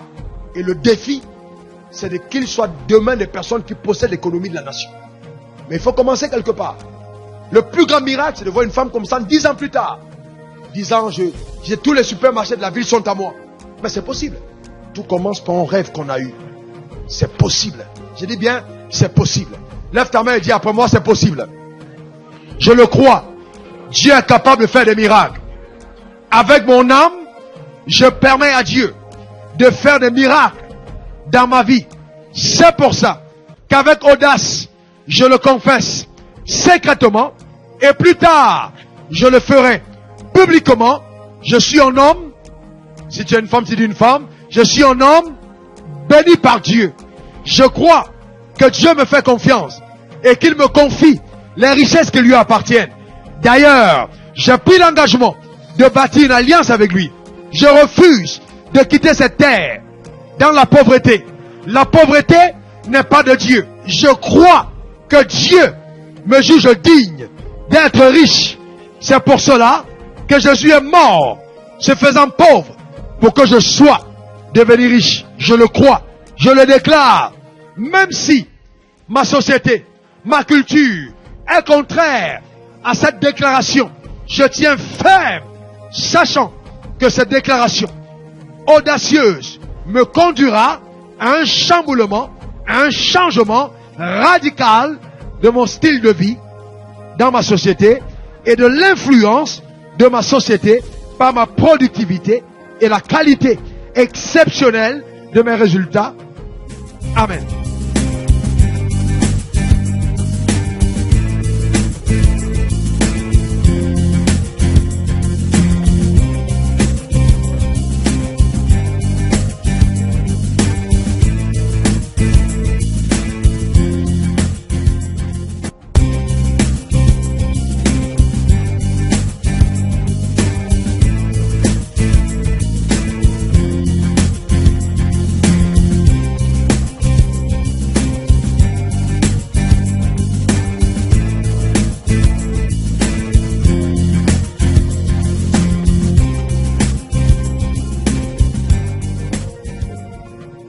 Bonjour.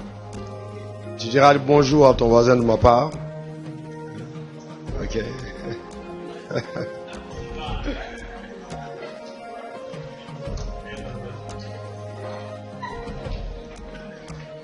Je suis content de vous revoir ce matin. Et nous allons continuer l'enseignement que nous avons commencé hier. Avant cela, je vais prier, je vais demander à chacun d'entre vous de vérifier que le portable est éteint. N'oubliez pas de vérifier qu'il est éteint. Ok. Ok, d'accord. Vérifie vraiment que ton portable est éteint. Merci.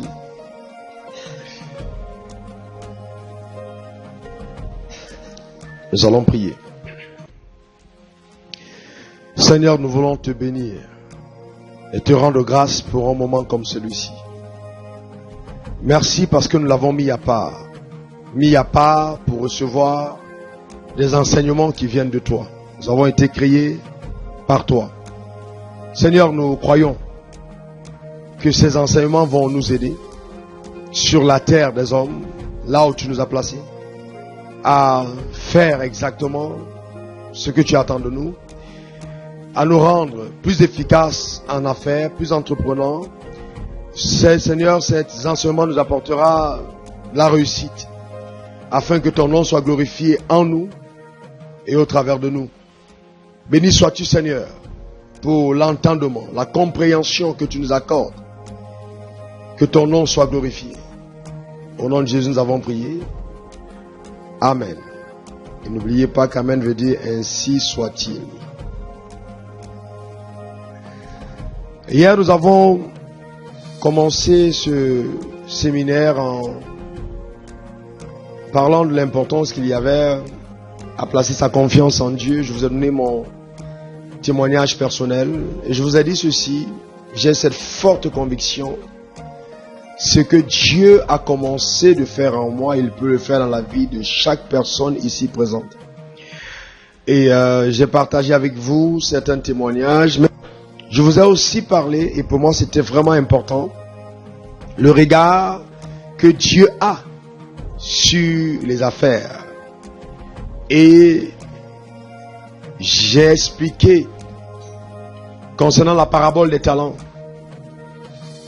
Ce maître qui avait des serviteurs et qui a remis des talents à chacun d'entre eux. Et la Bible décrit qu'il avait donné à chacun d'entre eux selon ses capacités. Et je reviens vous dire que nous sommes ici présents, mais nous n'avons pas tous les mêmes capacités. Il a donné à chacun selon sa capacité. À un, il a donné 1, à l'autre 2, à l'autre 100. Celui qui avait 5 talents en a produit 5 autres. Et quand le maître est revenu demandant le compte rendu de ce qu'il avait fait, du potentiel qui lui avait été donné, il lui a dit: voici, je te présente 10 talents. Il lui a dit: bon et fidèle serviteur, entre dans la joie de ton maître. Puisque tu as été fidèle en peu, je te confierai de véritable. Et celui qui avait 2 a eu la même réaction. Il avait produit 2 autres talents. Et celui qui avait 1 a eu peur et est allé cacher ce talent. Et quand le serviteur a demandé, il lui a dit: je savais que tu étais un homme méchant. Tu moissonnes là, tu n'as pas sémé. Et il lui a donc dit: si tu le savais, pourquoi est-ce que tu n'as pas pris dans mon talent pour le remettre au banquier?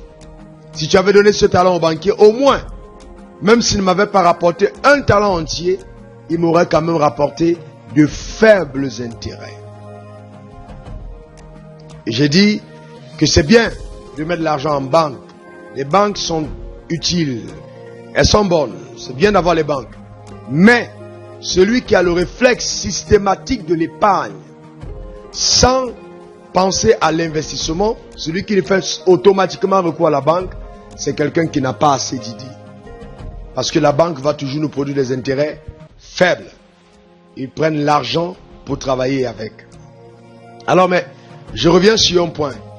Vous voyez, cette parabole est riche. Elle est vraiment riche. Celui qui avait 5 talents en a produit combien? Ah, c'est très bien. Vous avez retenu. Celui qui avait 2 a produit combien de talents? Alors, observez ceci. 5 talents. Il en avait 5. Il a produit 5. Celui qui avait 2 en a produit 2. Vous savez, souvent, nous avons plusieurs grâces, plusieurs talents, plusieurs aptitudes, mais nous développons une seule de ces aptitudes. Et nous laissons les autres de côté.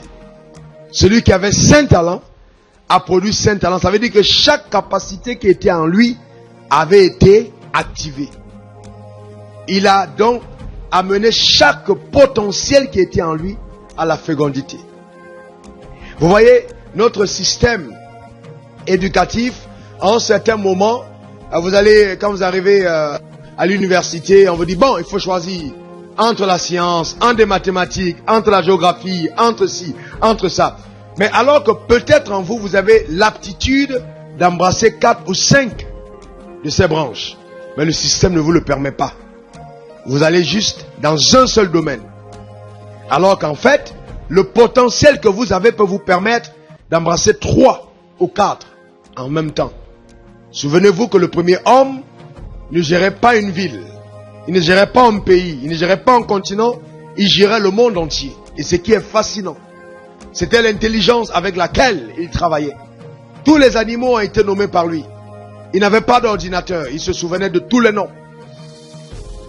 Sans ordinateur. Et il a donné le nom à chaque animal. Et quand vous voyez les noms des animaux, vous vous rendez compte qu'il a dû étudier le comportement de chaque espèce avant de lui donner un nom. Ça, c'est incroyable. Il gérait toutes les plantes. Et c'est vraiment fantastique de voir quel potentiel Dieu a mis en nous.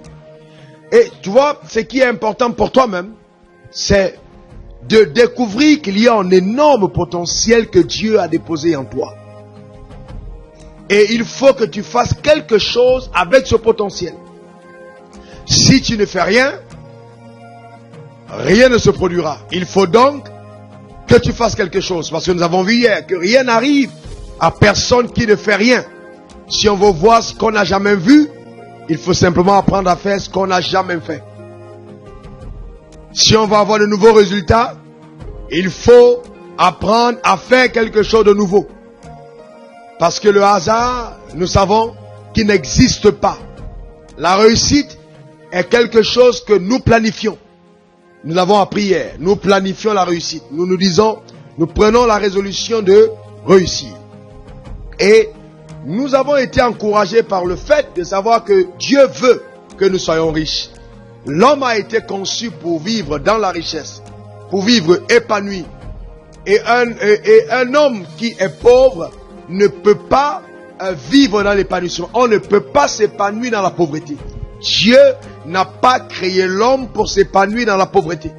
Un homme qui grandit dans un environnement de pauvreté est un homme qui connaîtra une forme de dysfonctionnement au niveau de son âme. Cet homme ne pourra pas avoir le total épanouissement. Donc, Dieu veut que nous soyons riches, que nous prospérons, que nous nous épanouissons. Il nous a créés pour qu'on soit des personnes heureuses. Dieu veut que chacun d'entre nous soyons heureux. C'est le désir de Dieu. Donc il n'a pas de problème avec ça. Et nous avons parlé des forteresses qui nous ont empêchés pendant longtemps, pour certains d'entre nous, de voir la manifestation de ce que Dieu voulait à notre égard. Nous avons parlé de 5 forteresses majeures. Nous avons en premier lieu parlé de... on a entendu dire que faire les affaires c'était satanique. On ne peut pas être de Dieu et puis faire des affaires. Et donc des personnes en ont pris la résolution se disant, bon, si le Dieu que nous adorons dans les églises, des personnes adorent dans les églises, ne veut pas qu'on fasse des affaires, ça veut dire que ce Dieu est mauvais. Donc je préfère aller avec le diable parce que au fond de nous, Dieu nous a mis en nous le désir d'être heureux. Et si on nous dit qu'on ne peut pas être heureux, nous allons choisir le chemin qui nous présente un bonheur, même s'il n'est que très apparent et très éphémère. Et nous avons aussi parlé de une deuxième forteresse. On ne peut pas réussir en affaires quand on est chrétien. Voilà. En tant que chrétien, on ne peut pas réussir. Les affaires, c'est fait pour des personnes qui ont décidé de tourner le dos à Dieu. On ne peut pas parler de Dieu et puis réussir en affaires. Ou alors, on ne peut pas être riche. La troisième forteresse, on ne peut pas être riche et être intègre. Et j'ai dit que c'est pas possible parce que l'intégrité n'est connue que quand dans la richesse. Un homme pauvre ne peut pas avoir l'opportunité de démontrer son intégrité. Parce que le pauvre va toujours avoir une apparence d'intégrité. Mais la réelle intégrité est connue quand justement la richesse arrive. Et je vous ai dit que vous ne pouvez pas, vous ne devez pas vous permettre de faire confiance à quelqu'un qui n'a rien.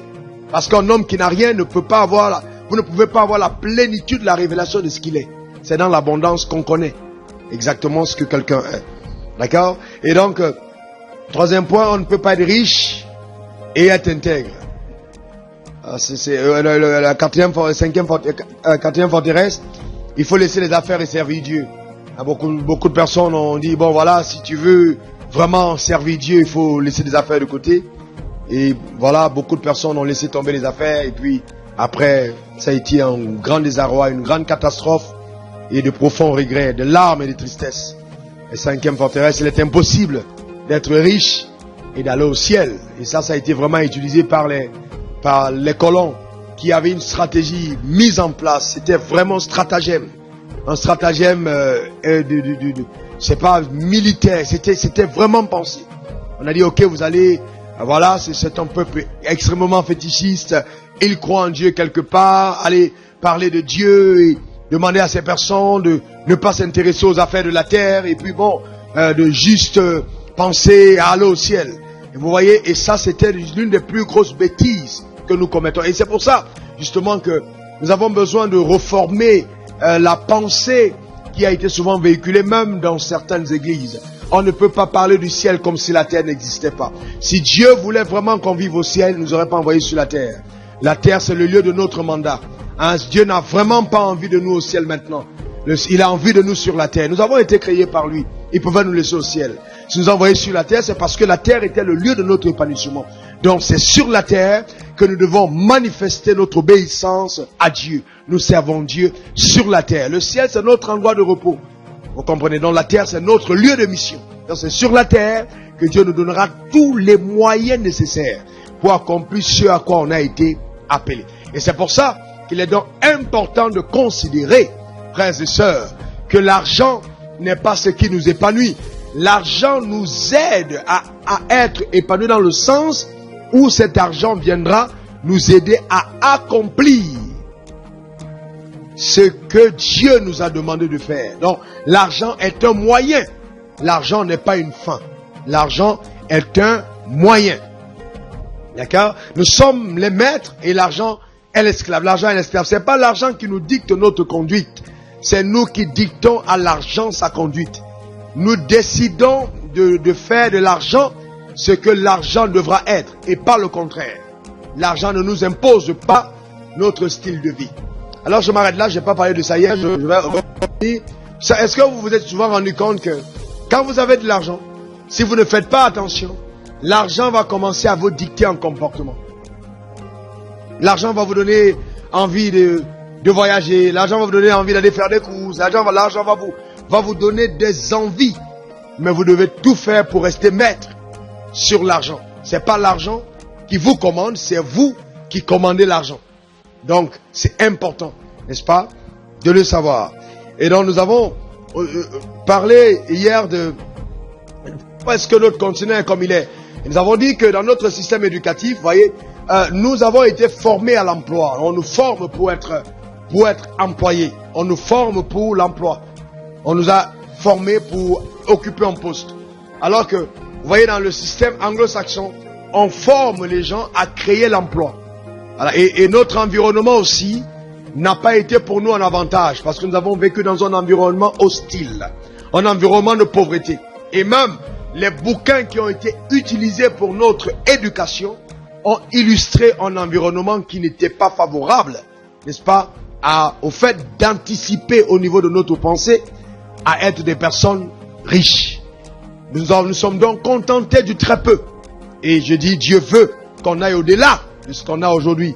Et Dieu veut utiliser chacun d'entre nous ici pour créer un Burundi nouveau, une Afrique nouvelle. C'est possible. Il faut simplement que quelqu'un croie. Il faut que quelqu'un croie. Ça commence par le fait de croire que c'est possible. Vous savez, toutes les grandes révolutions ont été créées par des gens qui ont cru en quelque chose, qui ont eu un rêve et qui se sont dit, il faut que je paye un prix pour que cela arrive. Et dans le but de ce séminaire, c'est justement de créer ce déclic et de t'amener à être cette personne qui dit, avec moi, ça va changer. Je vais donner à mes enfants ce que je n'ai pas pu avoir. Je vais donner au Burundi ce que le Burundi ne m'a pas donné. Je suis venu dans cette société pour apporter à la société, non pas pour prendre. Je suis venu donner quelque chose à ma nation. Je ne suis pas venu prendre quelque chose à ma nation, je suis venu apporter à ma nation et à ma société. Et si nous avons une telle attitude de cœur, je suis certain que quelque chose de formidable va se produire en nous et au travers de nous. Donc nous ne serons plus simplement des personnes qui sont dans la société pour consommer. Nous serons des personnes qui sont dans la société pour apporter, pour produire. Donc nous aurons dans le sens de la productivité, un esprit de productivité, pas un esprit de consommateur, mais de productivité, de quelqu'un qui produit. Parce que nous avons été pendant longtemps des personnes qui ont été formées à consommer. Et nous devons inverser la roue. Maintenant, nous devons amener les gens à consommer parce que nous avons produit quelque chose. Il y a quelque chose en toi que ta génération devra avoir. Il y a quelque chose en toi qui ne devra pas, qui devra, n'est-ce pas, exploser. Quelqu'un a dit que le cimetière était l'endroit le plus riche parce que au cimetière se trouvait, n'est-ce pas, de très grands potentiels qui n'avaient pas été exploités. Et je suis totalement d'accord avec lui. Totalement d'accord avec lui. Mais je crois que toi, tu n'iras pas au cimetière avec le potentiel qui est en toi, n'est-ce pas? Et c'est la raison pour laquelle tu es là ce matin. Alors, parlant de potentiel, de décision de ne pas aller au cimetière avec le potentiel qu'on a, je veux que nous fassions une confession ce matin. Ok? Je vais te demander ceci. Je vois que vous êtes... est-ce qu'on peut faire cette confession en se levant? S'il vous plaît. Ok? Alors, tu vas lever ta main vers Dieu et, si possible, fermer tes yeux. Et le fait de fermer les yeux, c'est juste avoir une concentration en faisant cette confession. Tu répètes après moi, je prends l'engagement ce matin de ne pas quitter la terre sans avoir accompli exactement sur cette terre ce pourquoi mon Créateur m'a suscité. Je déclare que je n'irai pas au cimetière avec le potentiel que Dieu a mis en moi. Je vais l'extérioriser. Je vais l'amener en manifestation. Je ferai tout ce qui est à mon pouvoir afin d'être différent. J'ai pris la résolution depuis hier d'être identifié comme un nouveau riche. Je refuse la pauvreté. Je dénonce son impact dans ma vie, dans ma ville, dans mon pays et dans la société. C'est pourquoi je crois de tout mon cœur que je suis une personne que Dieu a suscitée pour amener les choses à changer. Je crois au changement. Le changement est possible. Et il commence par moi. Je me dispose donc à recevoir de mon Créateur toutes les consignes, tous les enseignements, toutes les instructions qui viennent de lui. Je suis disposé au changement.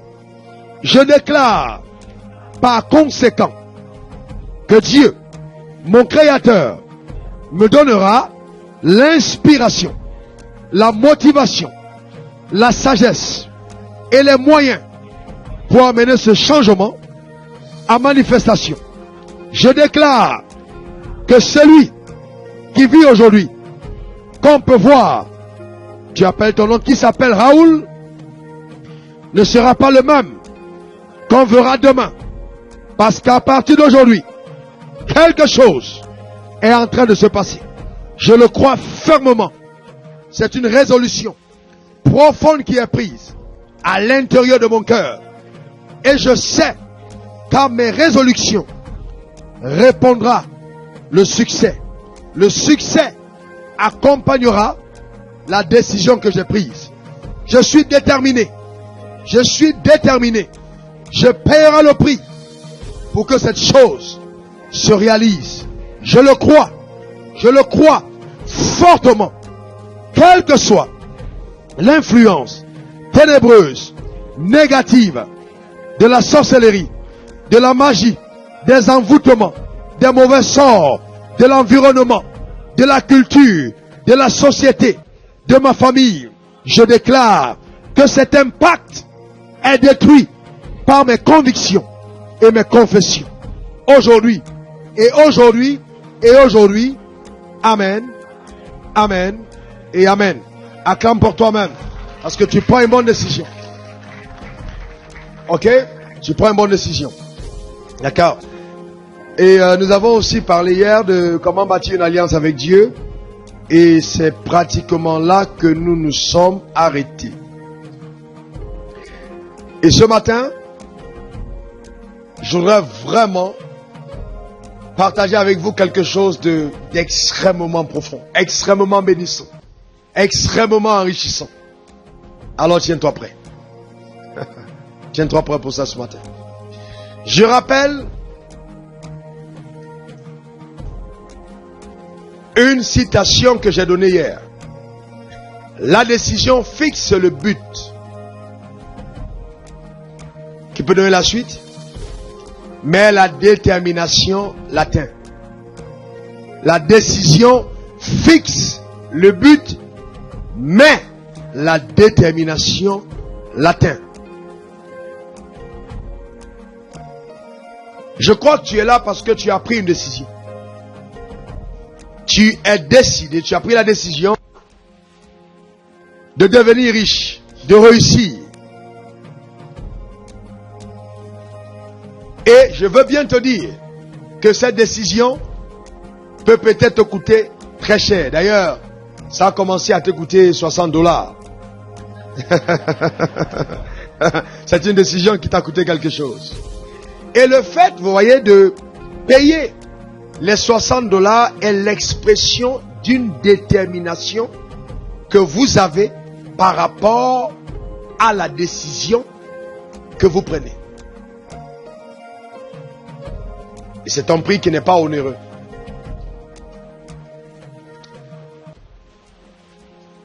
Je voudrais parler ce matin des stratégies de la prospérité. Les stratégies de la prospérité.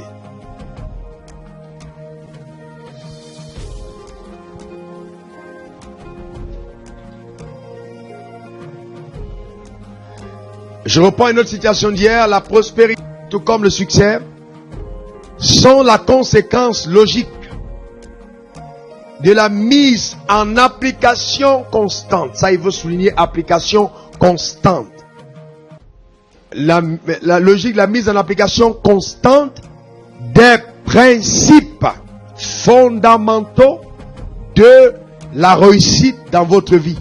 Donc la prospérité, tout comme la réussite, le succès, sont la conséquence logique de la mise en application constante des principes fondamentaux de la réussite. En tant que coach, c'est une citation de Mark Victor Hansen. Elle n'est pas de moi. Mark Victor Hansen. Je vais vous dire qu'en tant que coach, j'ai rencontré beaucoup de personnes qui sont venues me voir et m'ont posé des problèmes concernant leur vie, leurs affaires, leur carrière politique. Et j'ai ce don. Quand je vois quelqu'un qui est sur le chemin de la réussite, je peux dire, même avant que personne n'ait perçu, que cette personne va réussir. C'est quelque chose qu'on peut détecter. Pourquoi? Parce que il y a une certaine dynamique qu'on a quand on est sur le chemin de la réussite. Il y a des gens qui vont vous parler de réussite, mais quand vous regardez à ces personnes, vous savez que ce sont des échecs tout faits. Que s'ils ne font pas de changements totalement radicaux, ce sera un échec. Pourquoi? Parce que, écoutez, quand vous êtes sur le chemin de la réussite, ça peut être perceptible.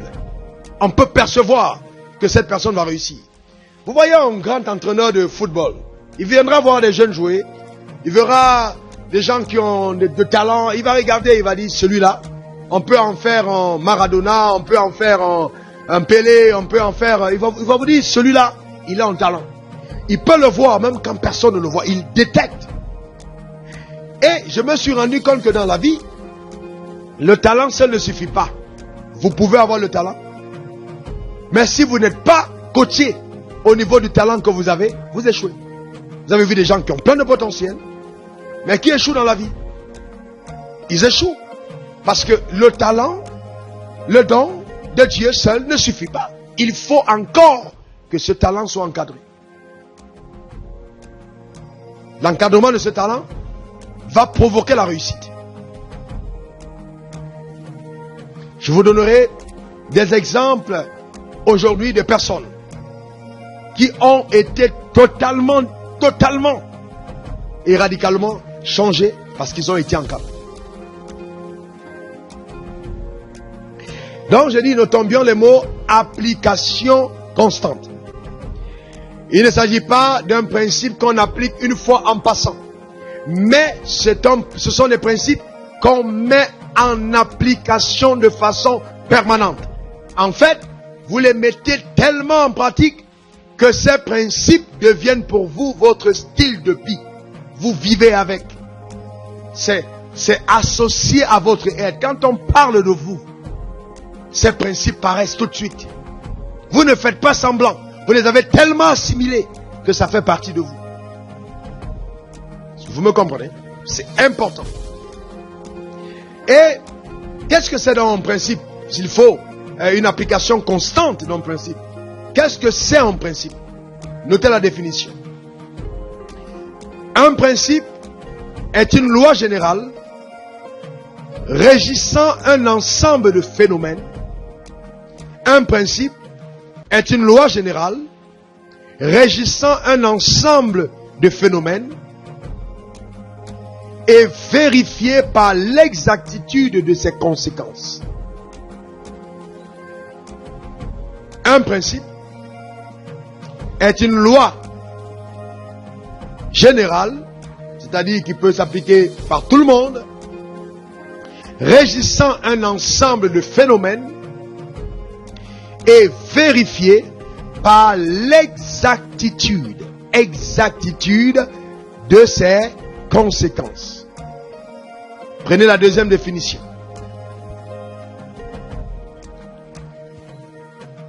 Un principe est une loi dont la mise en application a des conséquences prédictibles. Un principe est une loi dont la mise en application a des conséquences prédictibles. Par exemple, la loi de la pesanteur et de la gravité. La loi de l'aérodynamique. Qu'est-ce que la loi de la pesanteur et de la gravité dit? Qu'est-ce qu'elle dit? Si vous prenez un objet qui a un poids et vous le jetez du haut, qu'est-ce qui arrive à cet objet? Il monte ou il descend? Pourquoi est-ce qu'il descend? Et qu'est-ce qui se passe? La loi de l'attraction. Qu'est-ce qui se passe avec cette loi? Elle va attirer tout ce qui est jeté en l'air. Alors, souvent je m'amuse à faire ceci. Je dis, vous prenez un bébé noir, un bébé blanc, un bébé métis, un bébé... imaginez n'importe quoi. Vous prenez un Burundais, vous prenez un Camerounais, vous prenez un Français, vous prenez un Américain. Vous les mettez tous sur un étage, des enfants, et vous les jetez par terre. Qu'est-ce qui se passe au...